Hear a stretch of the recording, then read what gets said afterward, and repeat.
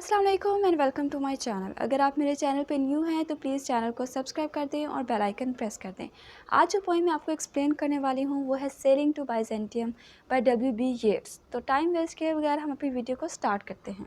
सबसे पहले तो मैं आपको बाइजेंटियम के बारे में बता देती हूँ कि प्रीवियसली इसको कॉन्स्टेंटिनोपल के नाम से जाना जाता था और आजकल हम इसको कहते हैं इस्तांबुल। अब ये किस चीज़ की वजह से फ़ेमस है? अपनी आर्टिस्टिक एक्सीलेंस की वजह से, रिचनेस ऑफ ब्यूटी की वजह से, डेकोरेटेड कल्चर की वजह से, ठीक है? बहुत ज़्यादा फेमस है बाइजेंटियम। इसके अलावा पोइट ने बाइजेंटियम को यूज़ किया है as a symbol of unageing intellect.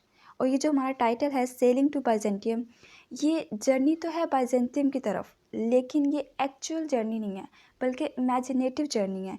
ये एक मेटाफोरिकल ट्रांसपोर्टेशन है पोइट की, from mortal to immortal, from physical world to spiritual world. इस पोएम में पोएट का जो मेन फोकस है वो परमानेंस ऑफ आर्ट को दिखाना है और इम्परमानेंस ऑफ ह्यूमन लाइफ को। पोएट का जो मेन पॉइंट है यहाँ पे वो ये है कि जो ह्यूमन लाइफ है वो इम्परमानेंट है और ह्यूमन बीइंग्स ने अल्टीमेटली डेथ को फेस करना है, लेकिन जो आर्ट है वो हमेशा ज़िंदा रहता है। और पोएट ये चाहता है कि वो इस ह्यूमनली बॉडी फॉर्म से निकल कर किसी आर्ट की फॉर्म में चेंज हो जाए ताकि वो हमेशा ज़िंदा रह सके। अब ओवरऑल इस पोएम को मैं एक्सप्लेन कर देती हूँ आपको स्टेंजा वाइज, लेकिन अगर आपको लाइन बाय लाइन एक्सप्लेनेशन चाहिए तो वो भी आपको मिल जाएगी। डिस्क्रिप्शन बॉक्स में मैंने उसका लिंक डाल दिया है वीडियो को, आप वहाँ पे जाकर देख सकते हैं। अब फर्स्ट स्टेंजा में हम देखते हैं कि पोएट बूढ़ा हो चुका है और बहुत अफसोस के साथ कहते हैं that is no country for old man. ये जो कंट्री है अब ओल्ड मैन के लिए, बूढ़े लोगों के लिए नहीं रही। कौन सी कंट्री? आयरलैंड, जहाँ पे पोएट रह रहा होता है। और वो कहते हैं कि जो यंग हैं वो अपनी यूथ को एंजॉय कर रहे हैं, एक दूसरे के बाजुओं में हैं लव बर्ड्स बने हुए हैं। बर्ड्स जो हैं वो ट्रीज़ पे बैठे हुए हैं। और जो आप दो तरह की फ़िश का जिक्र करते हैं, एक तो सैल्मन और एक मैकरल, कि ये जो सीज़ हैं वो क्राउडेड हैं इन फिश से। उसके बाद पोएट कहते हैं कि फ़िश, फ्लैश और फाउल। फ़िश यानी कि ये जो मैकरल और सैल्मन का जिक्र किया, फ्लैश यहाँ पे ह्यूमन बींग्स के लिए, यंग के लिए यूज़ किया, और फाउल यानी बर्ड्स के लिए। अब ये तीनों जो क्रीचर्स हैं ये समर सीज़न जो पीक सीज़न है, ठीक है, अपने पीक पे सब इंजॉय कर रहे हैं और जो सेंसुअल ब्यूटी है उसको इम्पोर्टेंस दे रहे हैं। ऐसी ब्यूटी जो उनके सेंसेस को अपील करती है, लेकिन जो मॉन्यूमेंट्स ऑफ अनएजिंग इंटेलेक्ट है उसको वो निगलेक्ट कर रहे हैं, उसको वो भूले हुए हैं, उसके लिए बहुत केयरलेस एटीट्यूड शो कर रहे हैं। अब मॉन्यूमेंट्स यहाँ पे ऑब्जेक्ट्स ऑफ आर्ट के लिए, आर्टिफैक्ट्स के लिए बोला गया, ठीक है। अनएजिंग इंटेलेक्ट, ऐसा इंटेलेक्ट जो एजलेस है, ठीक है। आप अपनी वो सोल को, आर्ट को कोई इम्पोर्टेंस नहीं दे रहे।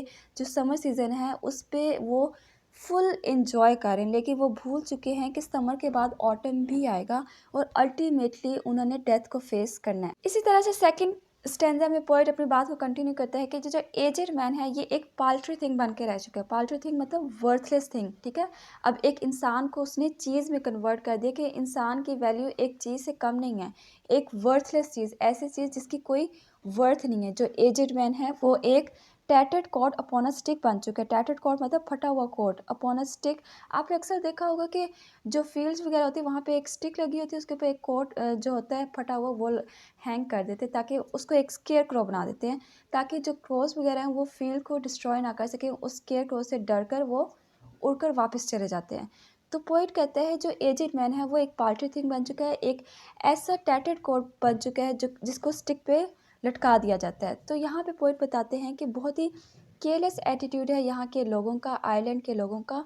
कोई स्पिरिचुअलिटी पे फोकस नहीं है, कोई आर्ट पे फोकस नहीं है, बस सेंसुअल ब्यूटी ही उनको अपील कर रही है। इसलिए I have sailed to Byzantium, इसलिए मैं सीज़ पे ट्रैवल करते हुए बाइजेंटियम की जो हॉली सिटी है वहाँ पे आ चुका हूँ।